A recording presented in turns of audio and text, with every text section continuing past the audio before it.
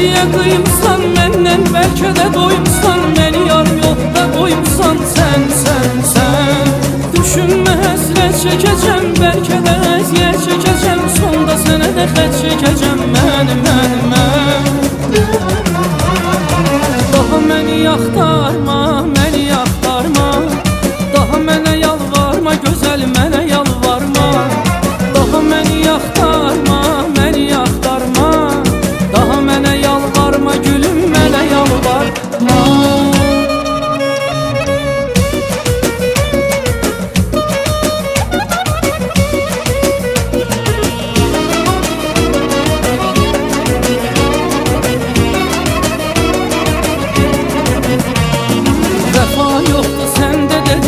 Kimi göz yaşım axmaqdadır dərya kimi.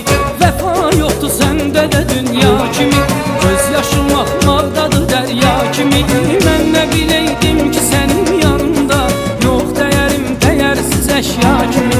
Mən nə biləydim ki sənin yanında yox dəyərim dəyərsiz əşya kimi.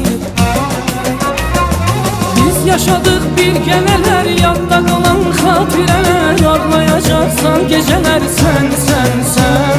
Göz yaşımı gizlədirəm, çıxıb bu evdən gedirəm, sən bu gecə tərk edirəm mən. Daha məni yaxtar